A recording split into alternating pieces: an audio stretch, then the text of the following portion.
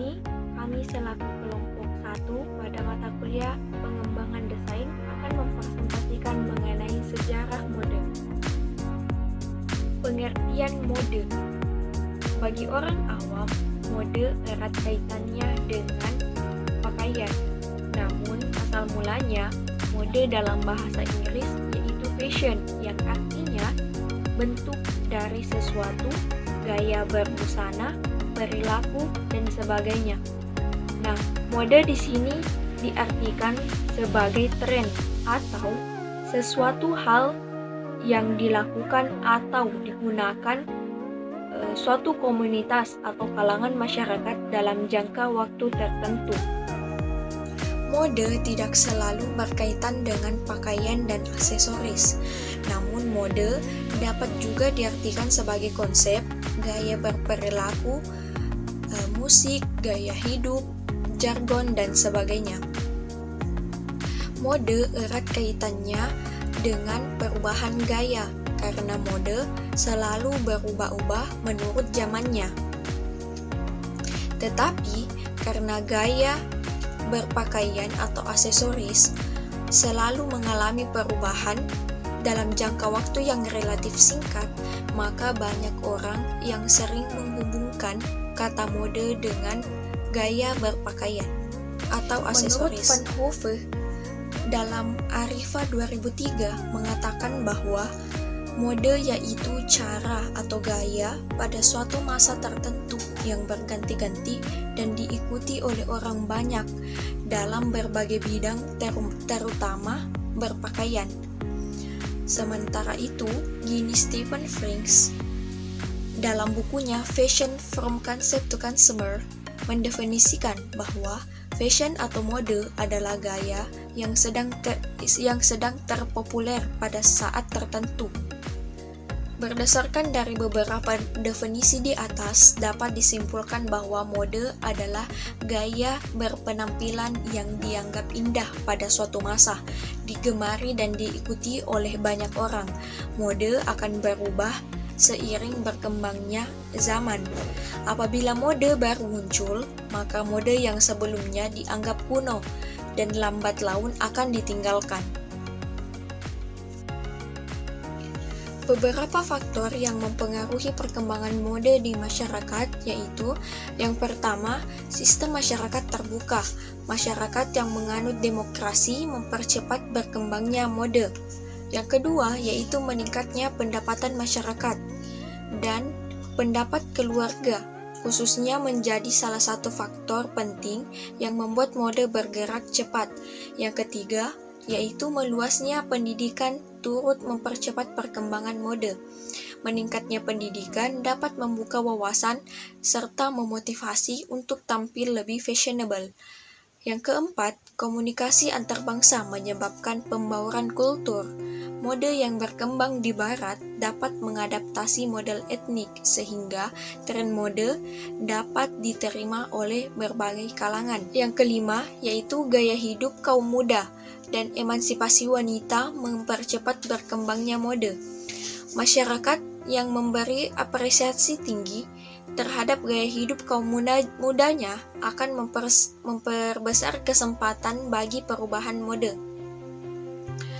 Yang keenam, yaitu teknologi mempercepat perkembangan mode. Pesatnya perkembangan industri garment dapat mempercepat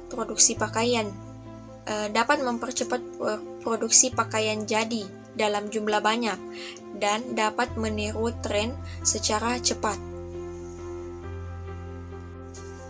Siklus mode. Mode memiliki siklusnya tersendiri dan terkadang mode cenderung mengulangi apa yang terjadi pada zaman sebelumnya. Nah, siklus mode itu terbagi ada 5 tahapan, yaitu yang pertama, introduksi, yaitu masa di mana perusahaan atau rumah mode menawarkan gaya baru ke pasar dan biasanya masih dengan harga yang mahal. Yang kedua yaitu masa pertumbuhan, yaitu mulai dari dibeli dan dipakainya barang atau busana tersebut lebih memungkinkan orang lain untuk melihatnya dan yang terjadi adalah gaya tersebut menjadi lebih populer. Yang ketiga yaitu puncak popularitas. Masa di mana gaya tersebut mencapai kepopulerannya yang amat luas, banyak dibeli, dan banyak ditiru dalam berbagai tingkat harga dan kualitas, serta banyak di berbagai jenis media massa. Yang keempat yaitu masa surut, yaitu masa jenuh pasar sebagai dampak dari membanjirnya barang sejenis. Pada masa tersebut, sudah terdapat gejala orang mulai mencari gaya yang baru, karena keinginan untuk membeli barang yang sama sudah hilang, meski sesekali masih dipakai juga. Masa terakhir atau tahapan terakhir yaitu masa usang, yaitu masa di mana konsumen betul-betul telah berganti gaya, sekaligus memulai siklus mode yang baru. Saya akan melanjutkan bagian D, yaitu kegiatan yang terjadi dalam industri mode. Dalam suatu rumah mode, kita dituntut untuk bekerja dengan cepat dikarenakan oleh perubahan yang sungguh cepat dalam dunia mode. Kita diharuskan untuk selalu mengejar, bila perlu, lebih unggul dari tren yang teranyar. Dalam industri mode, selalu ada kompetisi terselubung yang meraih gelar siapa yang dapat menjadi pencipta tren tiap musimnya. Sebuah tim perancang busana akan membuat beberapa koleksi busana untuk tiap-tiap musim tersebut, dan mereka harus bekerja 1 tahun lebih awal sehingga busana yang ditawarkan akan meraih pasar yang ditargetkan dalam tepat waktu. Setelah suatu koleksi selesai dikerjakan, koleksi berikutnya harus segera mulai digarap. Tiap koleksi tersebut harus direncanakan dengan jelas serta mendetail, biasanya untuk membantu dalam mencari inspirasi. Suatu tema akan diangkat sebagai pedoman dalam merancang koleksi pakaian tersebut. Dan biasanya dalam suatu rumah mode yang besar terdapat beberapa bagian atau seksi yang memiliki peran sendiri dalam menginspirasi koleksi pakaian tersebut. Pusat mode dunia.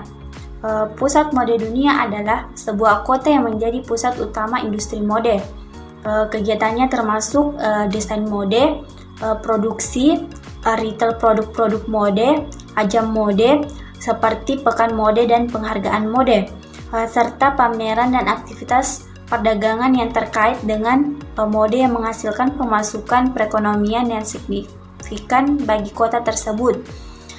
Saat ini ada 4 yang dianggap sebagai pusat mode di dunia yang dikenal dengan julukan 4 besar, yaitu yang pertama, pusat mode di London.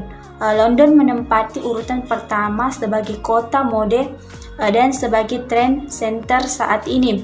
London merupakan salah satu kota fashionable di dunia. London merupakan kota percampuran modern dan gaya penduduknya.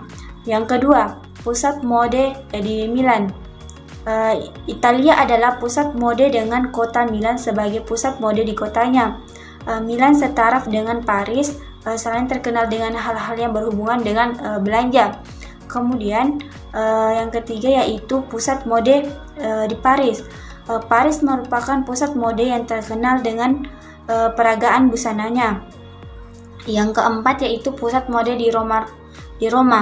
Roma merupakan kota mode yang mempunyai reputasi internasional dan terkenal dengan butik-butik yang mewah. Materi selanjutnya bagian F, yaitu desain busana dalam peradaban dunia. Pada zaman primitif, orang belum mengenal busana. Orang-orang pada zaman primitif hanya menutupi bagian tubuhnya sesuai dengan alam atau lingkungannya. Mereka yang berada di lingkungan iklim panas, seperti di daerah pantai, akan menutup bagian vital dengan untaian kerang atau siput, dan mereka yang berada di lingkungan dingin menutupi auratnya dengan daun-daunan atau dengan kulit pohon. Dari waktu ke waktu, perkembangan busana itu akan bergerak sesuai dengan perkembangan tingkat peradaban manusia dan perkembangan ilmu pengetahuan alam, teknologi, dan iptek. Perkembangan busana cenderung bervariasi begitu cepat, dimulai dari periode tahun 1804 hingga periode akhir abad ke-20 terus mengalami perubahan. Kemudian, fashion memulai siklus baru dan melihat ke masa lampau untuk memberikan inovasi dari busana yang sebelumnya sudah ada. Yang selanjutnya yaitu bagian G, desain busana dalam peradaban Indonesia. Pada awalnya, desain busana terfokus pada busana daerah yang datang dari berbagai provinsi atau suku bangsa yang ada dalam cakupan wilayah Republik Indonesia. Busana-busana daerah ini sudah mempunyai ciri khas masing-masing. Desain busana daerah yang ada di Indonesia beraneka ragam dan dibagi menjadi 4 golongan. Yang pertama, baju kurung yang dikenal sebagai busana perempuan Minangkabau, Provinsi Sumatera Barat, yang untuk sehari-hari dipakai dengan kain sarung atau kain batik, sedangkan untuk berpergian atau ke pesta digunakan kain songket. Golongan yang kedua yaitu baju bodo, dipakai oleh perempuan Bugis, Provinsi Sulawesi Selatan, berbentuk blus longgar tanpa sambungan lengan, dibuat dari sutra polos yang dipadukan dengan sarung Bugis. Yang ketiga yaitu baju kepaya pendek sampai di panggul atau di bawah panggul yang dipadukan dengan kain batik yang dikenal sebagai busana perempuan Sunda, Provinsi Jawa Barat.